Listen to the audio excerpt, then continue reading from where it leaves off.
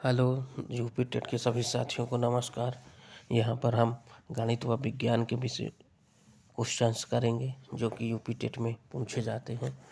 प्रकाश संश्लेषण में उत्पाद के रूप में मुक्त ऑक्सीजन का स्रोत कौन सा है?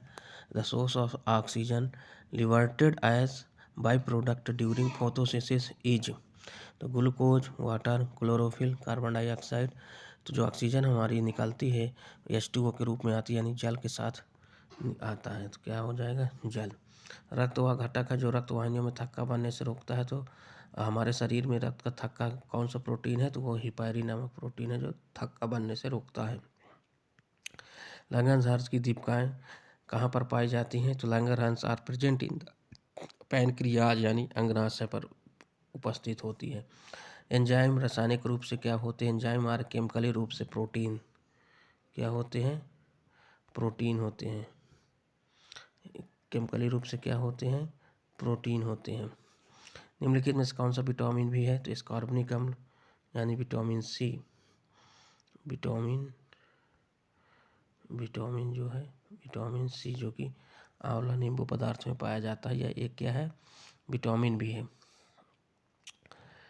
इसके बाद कौन सा पेट्रोलियम का अवयव नहीं? तो पैराफिन, स्नेहक तेल, पेट्रोल, ये पेट्रोलियम के अवयव हैं, जबकि कोक जो है कार्बन नहीं है। तो एक धातु एम अम्लों से क्रिया कर पर हाइड्रोजन मुक्त नहीं करता, परंतु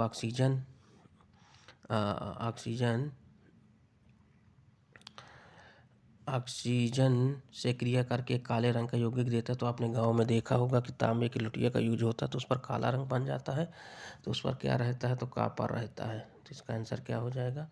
कापर हो जाएगा।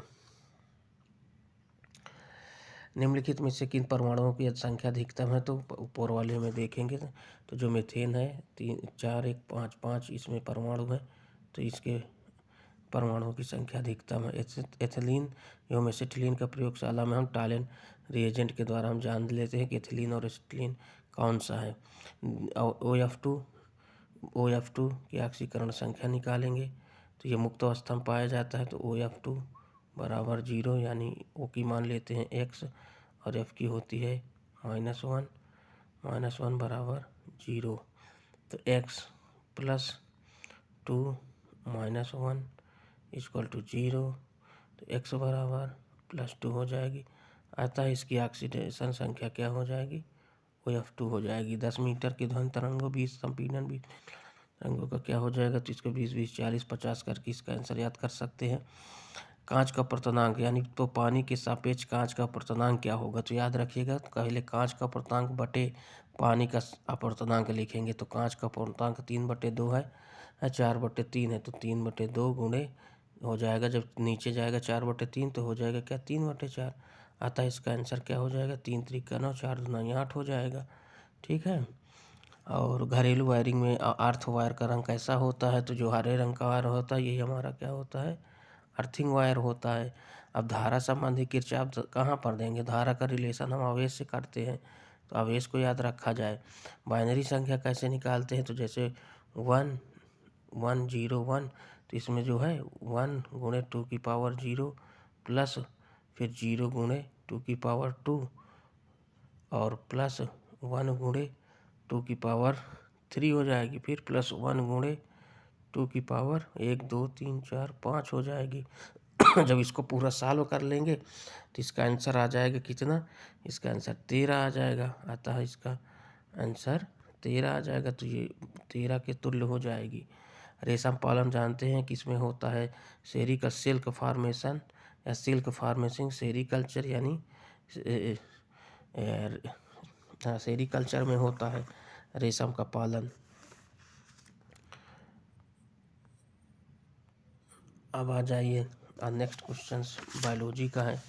प्रोटिस्टा जगत में संबंध रखने वाले समस्त जीवधारी कौन कौन से होते हैं? तो याद रखिएगा, तो जो हमारे यूनिसेलुलर और यूकैरियोटिक ये हमारे प्रोटिस्टा से संबंधित है।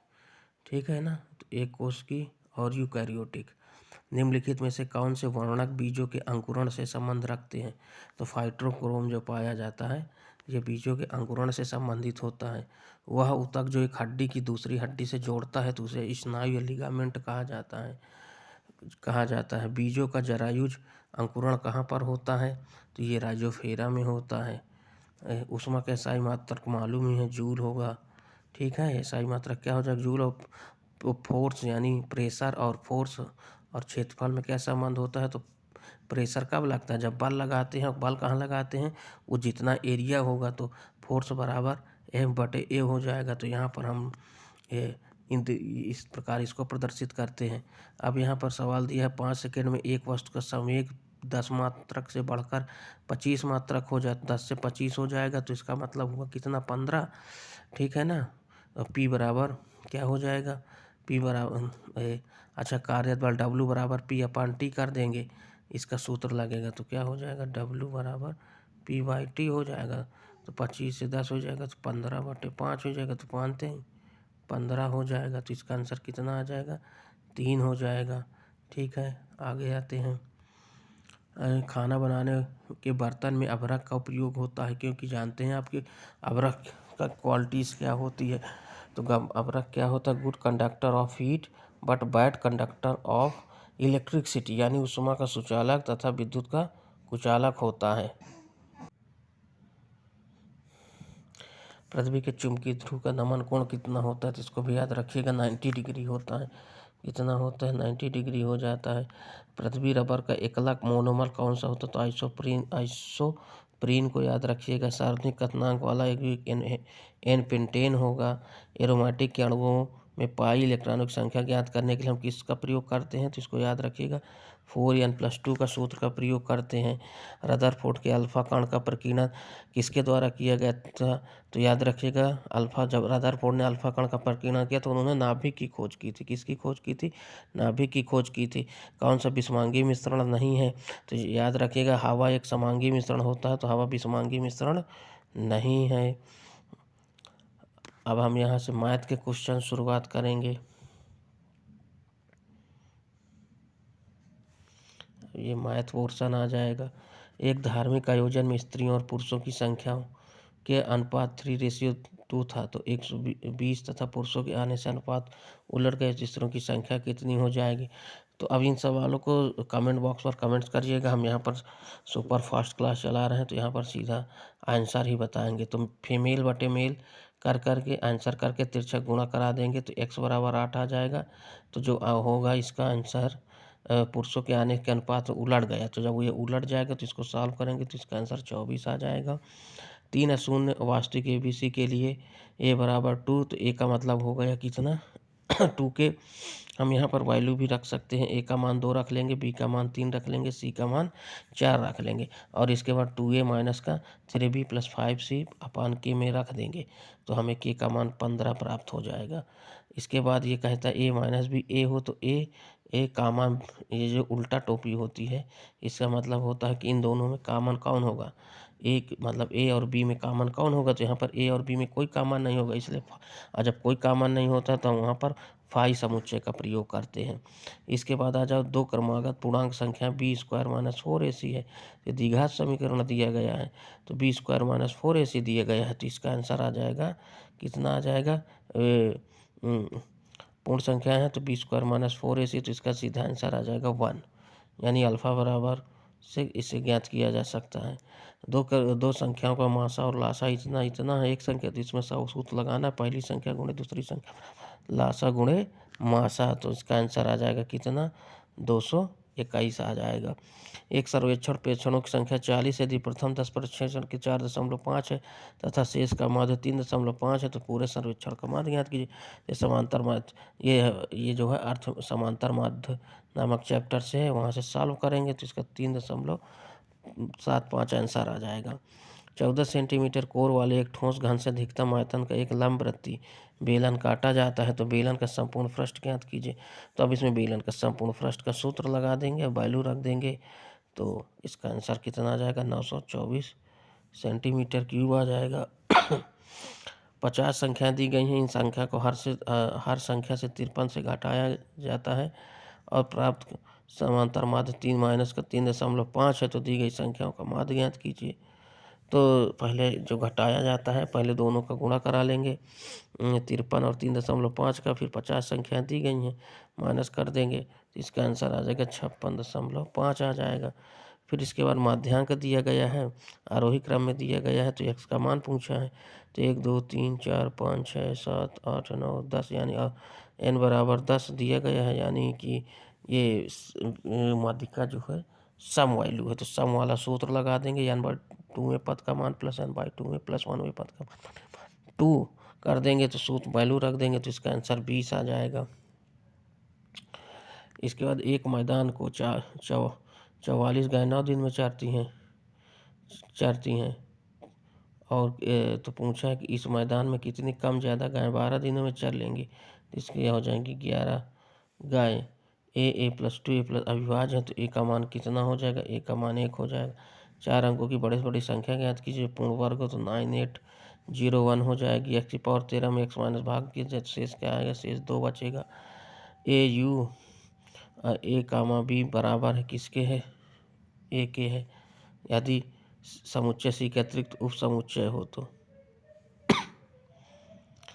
एक गांव की जनसंख्या 5% बढ़ जाती है यदि वर्तमान में उस गांव की जनसंख्या 4410 हो तो 2 वर्ष पूर्व उस गांव की जनसंख्या कितनी थी, तो ये हो जाएगी 4000 हो जाएगी। इनमें से कौन सा कथन सत्य है। गणित की विभिन्न शाखाएं जैसे बीजगणित, ज्यामिति इत्यादि एक दूसरे पर निर्भर रहती हैं। गणित अध्ययन का कौन सा तरीका इनसे सबसे अच्छा है। विद्यार्थियों को उनकी विद्यमान क्षमताओं को विकसित करने के लिए प्रोत्साहित करना।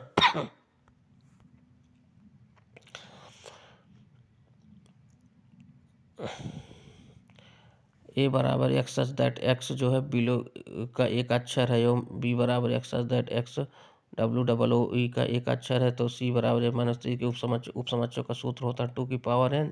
तो उसमें 2 नंबर आएंगे तो 2 की पावर 2 कर देंगे तो 4 आ जाएगा। तो उपसमुच्चयों का सूत्र याद रखिएगा 2 की पावर n हो जाएगा तो उसके 2 अक्षर बचेंगे। समांतर चतुर्भुज का सूत्र का प्रयोग कर देंगे विकर्ण वाला 1/2 तो ये हो जाएगा 10 सेंटीमीटर है, 24 सेंटीमीटर है तो इसका परिमाप पूछा गया तो इसमें परिमाप वाला सूत्र लगाना होगा 52 सेंटीमीटर आ जाएगा। एक कंपनी 25 लाख रुपए की पूंजी एकत्रित करने के लिए शेयरों का विज्ञापन करती है। यदि एक शेयर का अंकित मूल्य 100 रुपये हो तो कंपनी द्वारा जारी किए गए शेयरों का संख्या ज्ञात कीजिए। तो कंपनी द्वारा जारी गए शेयरों की संख्या कितनी हो जाएगी, 25,000। एक ताश की 52 पत्रिका से गड्डी निकालने पर स्वेच्छा से निकाला जाता है तो हुक्म कितने होते हैं। तो हुक्म 4 होते हैं और तो 4 तरह से निकाला जाएगा तो 4 बटे कितना हो जाएगा। इसका आंसर आ जाएगा 4/13 हो जाएगा क्योंकि टोटल पत्ते कितने हो जाएंगे 13, 13 ही रहेंगे।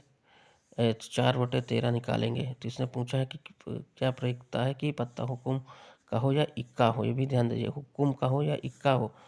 तो भाई इक्का होने की प्रयुक्ता 4 हो जाएगी। अब हुक्म के पत्ते 13 होते हैं तो हुक्म भी हो सकता है यानी काला वाला पान तो 4/13 हो जाएगी। चक्रीय चतुर्भुज के आमने सामने के कोण 180 अंश होते हैं तो आमने सामने को 180 अंश कर दीजिए। कोण ए प्लस कोण बी बराबर कोण डी बराबर 180 अंश, कोण सी बराबर कोण डी बराबर 180 अंश। तो करके x और y का आंसर निकल आएगा। फिर बहुलक है तो जो संख्या ज़्यादा बार आएगी वही हमारा बहुलक होता है। 27 आया है तो 27 हो जाएगा। अब इसमें सीधा वैल्यू रख देंगे तो इसका सब वैल्यू रख देंगे तो इसका आंसर 0 आ जाएगा। इस प्रकार यहाँ से मैथमेटिक्स और साइंस का सुपर फास्ट रिवीजन की क्लास ख़त्म हुई। नमस्कार।